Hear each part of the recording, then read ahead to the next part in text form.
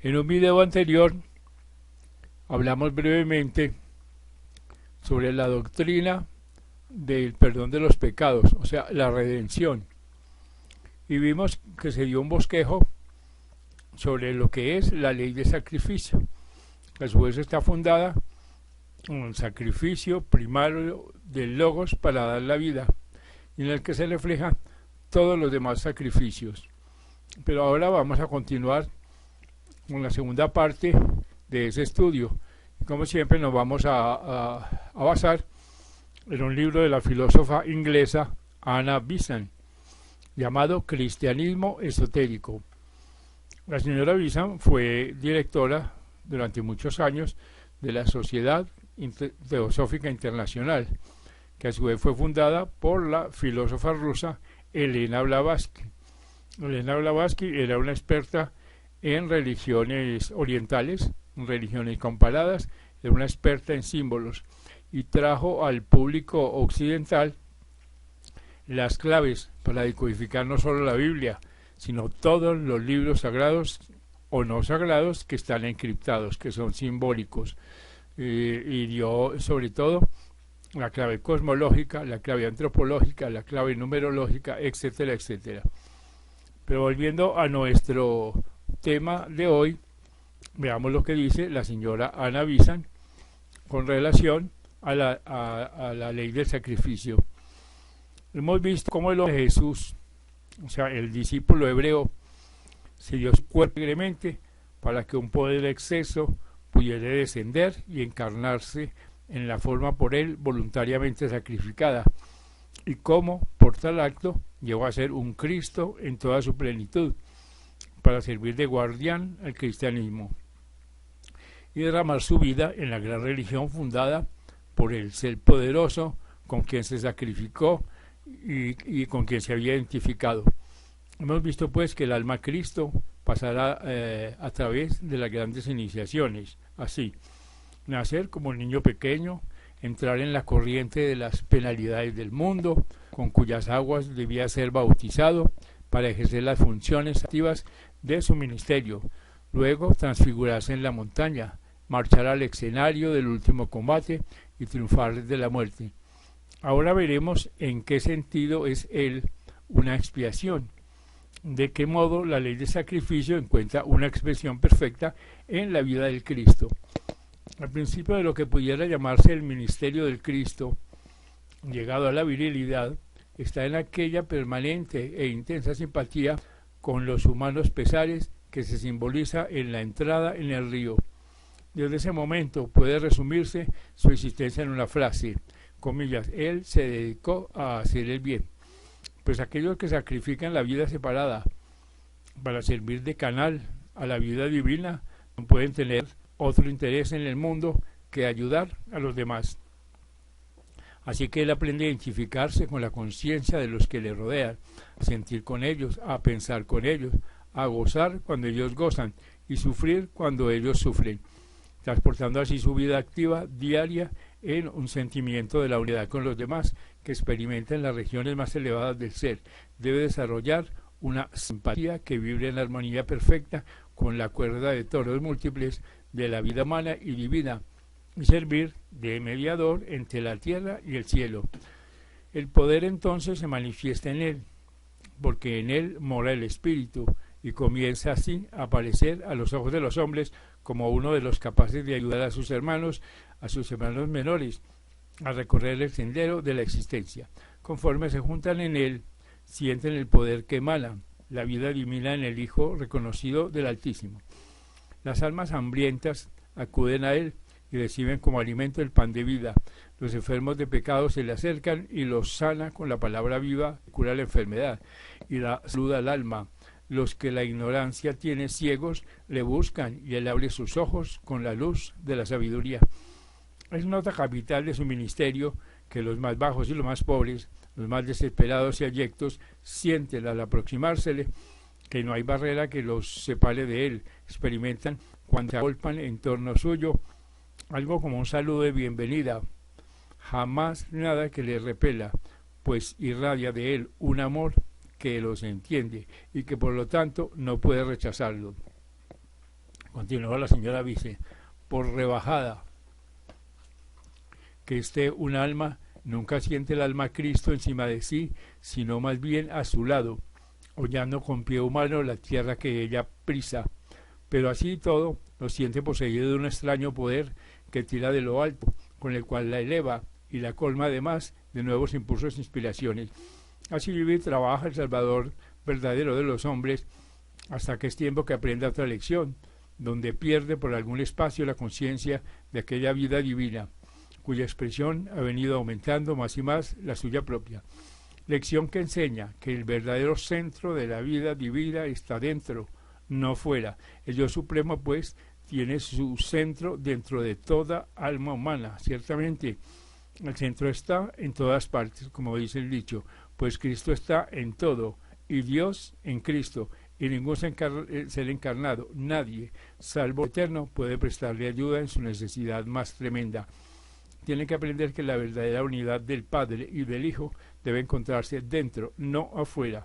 Lección que solo puede recibir en el más extremado aislamiento, cuando se siente abandonado por el Dios que considera fuera de sí. Al ver cómo se acerca la prueba, grita a los que le acompañan que permanezcan con él en vigilia durante la hora de las tinieblas. Entonces rota toda humana simpatía, desvanecimiento del Dios exterior, que da lugar a la presencia del Dios interno. Dice: Dios mío, ¿por qué me has abandonado? Es su amargo grito de amor y de espanto. Está en el postrer aislamiento, el abandono y la soledad le anonadan. Y sin embargo, nunca está el Padre más cerca del Hijo que en la hora en que el alma Cristo siente su desamparo. Pues cuando toca al extremo de su angustia, comienza a clarear la aurora del triunfo. Entiende entonces que es él mismo el Dios a quien clama, y al experimentar la última agonía de la separación, entra en la unidad eterna, se ve dentro de sí la fuente de vida, se reconoce perdurable. No se puede lograr a la altura de un perfecto Salvador del mundo, ni alcanzar completa simpatía hacia todos los sufrimientos humanos, si no se ha hecho frente y dominado el pesar, el temor y la muerte en sí misma, y sin otra ayuda que la del Dios que mora dentro de nosotros. Es fácil sufrir cuando la conciencia se mantiene sin interrupción entre lo superior y lo inferior, o por mejor decir, no existe sufrimiento mientras esa conciencia sea continua, pues la luz de arriba hace imposible la oscuridad de abajo, y el dolor no está el dolor cuando es sobrellevado ante la sonrisa de Dios. Pero hay un sufrimiento que el hombre ha de afrontar, al que todo Salvador tiene que acercar, el de la oscuridad de la conciencia a tientas, no da con mano alguna que agarrar. A tal oscuridad desciende todo hijo del hombre antes de elevarse triunfalmente. Por esta experiencia amarga entre las más amargas, tiene que pasar todo Cristo antes de que, comillas, pueda salvar eternamente a los que por él se allegan a Dios. Semejante ser se ha hecho en verdad divino, Salvador de los hombres, con lo que toma a cargo la obra del mundo, para la cual todo esto ha sido preparación. Dentro de él deben derramarse todas las fuerzas que actúan contra el hombre, a fin de que en él se transformen en fuerzas cooperadoras. Así se convierte en uno de los centros de paz del mundo, que transmutan las fuerzas de combate, las cuales de otro modo aplastarían al hombre. Los Cristos son estos cuerpos de paz, en quienes se suman todas las fuerzas guerreadoras para sufrir un cambio dentro de ellos y difundirse luego como fuerzas creadoras de armonía. Pero en los sufrimientos del Cristo, aún no perfecto, nacen de este trabajo de armonizar las fuerzas que ponen la discordia en el mundo. Aunque aún hijo esta palabra aprendiendo mediante el sufrimiento, y así llega a hacerse perfecto, la humanidad se vería más trabajada de disensiones y más desgarrada de luchas si no vivieran en ella discípulos de Cristo que convierten en la armonía a muchas de las fuerzas contendientes.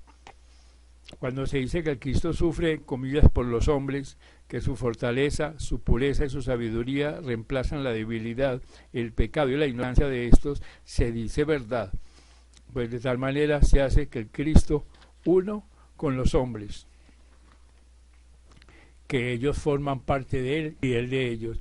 No es cierto que se sustituyan en su lugar, sino que abarca sus vidas en la suya propia y vierte la suya propia en la de ellos. Elevando el plano de unidad, es capaz de repartir todo lo que ha adquirido, de dar todo lo que ha ganado. Estando por encima del plano de separatividad y mirando desde allí a las almas sumidas en ella, puede llegar a cada una, mientras ellas no puedan llegarse unas a otras. El agua puede salir de un depósito por muchas llaves abiertas hacia él, mas cerradas por lo que respecta a la comunicación mutua. Así puede el Cristo derivar su vida hacia cada alma. Una condición solamente se requiere para que un Cristo pueda compartir su fuerza con un hermano más joven, que éste quiera abrir su conciencia humana a la divina y que quiera hacerse receptivo a la vida que le ofrece y tome el presente que con liberalidad se le dona. Pues con tal reverencia, vida diosa de ese espíritu, que es el mismo en el hombre, que no derramará corriente alguna de fuerza y de vida dentro del alma humana que se niega a recibirla.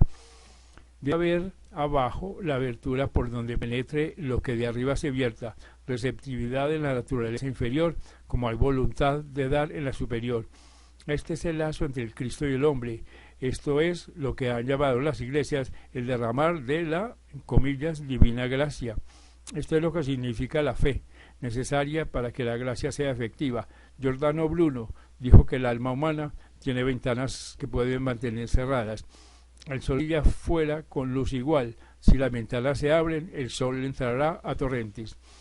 La luz de Dios da en las ventanas de toda alma humana cuando aquellas se abren y el alma queda iluminada.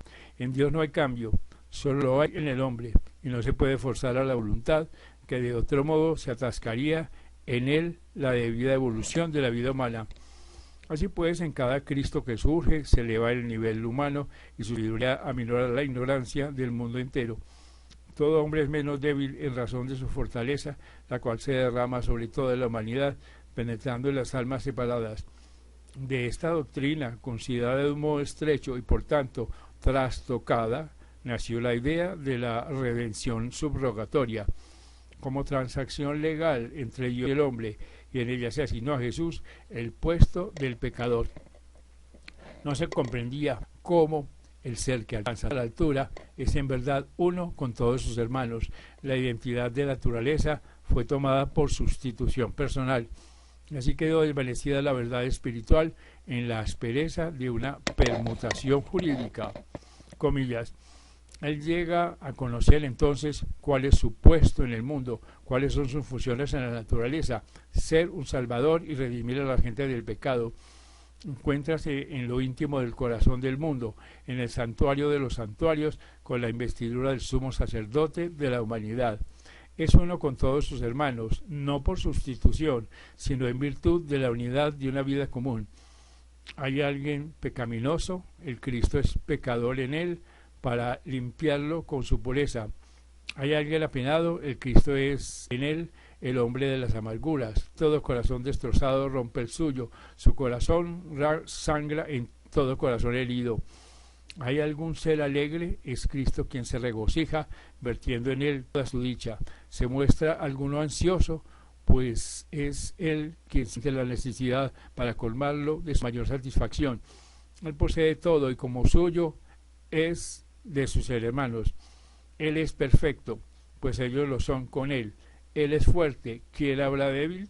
Si él está en ellos, ascendió a su alto sitio para prodigarse sobre todo lo de abajo. Vive para que todo pueda compartir su propia vida. Él, cuando asciende, eleva consigo al mundo entero, y pues él ha andado el camino, este resulta más fácil para todos los hombres. Así pues, todo hijo de hombre puede llegar a ser tal hijo manifestado en Dios, tal salvador del mundo. En cada hijo de estos está, entre comillas, Dios manifestado en carne. La redención que ayuda a todo el género humano, el poder vivo que renueva todas las cosas. Una sola condición es necesaria para que este poder ejerza su actividad en el alma individual, que ésta abra la puerta, le dé entrada.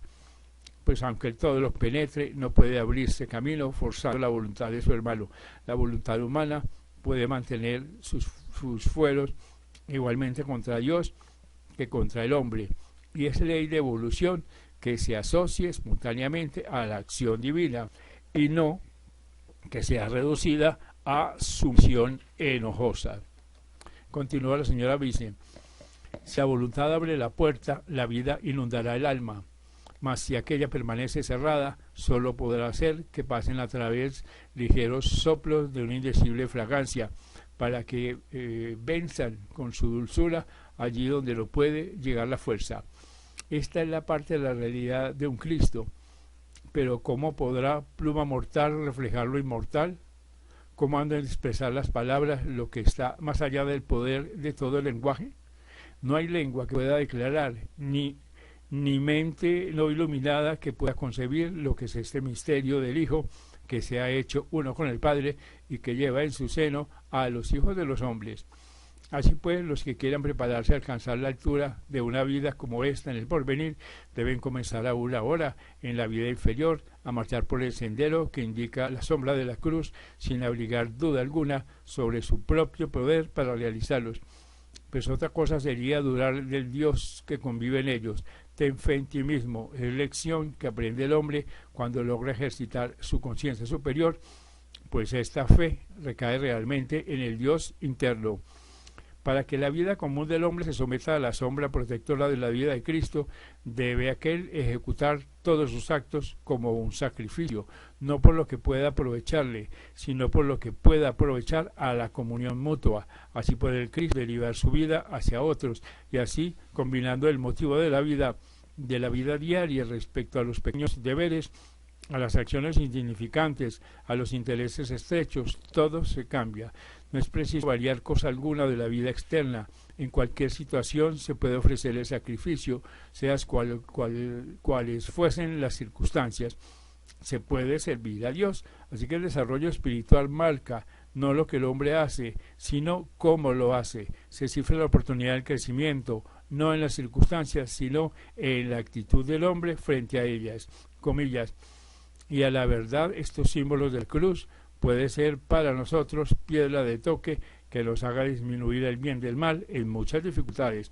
Solamente aquellas acciones que el brillo de la cruz penetra son dignas de la vida del discípulo, dice un versículo de un libro de máximas ocultas. Interpretado significa que cuanto haga el aspirante ha de inducirlo a amorosa efusión del propio sacrificio, comillas. Al entrar en el sendero se pone el corazón sobre la cruz. Cuando cruza el corazón significa se ha llegado a la meta. Así quizás podemos hallar la medida de nuestros progresos, observando quién domina en nuestras vidas, si el egoísmo o la abnegación. Y termina la señora Visan diciendo: la existencia empieza a conformarse de este modo, está construyendo la cueva en la que ha de nacer el niño Cristo, convirtiéndose en redención continua, en lo que lo divino prevalece más y más en lo humano. Tal vida crecerá hasta alcanzar las proporciones de un hijo muy amado, y en él obtendrá la gloria del Cristo. Así pues, todo hombre puede marchar en esta dirección, ejecutando sus actos, ejercitando sus facultades, que son de sacrificio, hasta que el oro se limpie de la escoria y quede solo el puro metal. Este es pues un breve esbozo de lo que es la ley del sacrificio para los teósofos.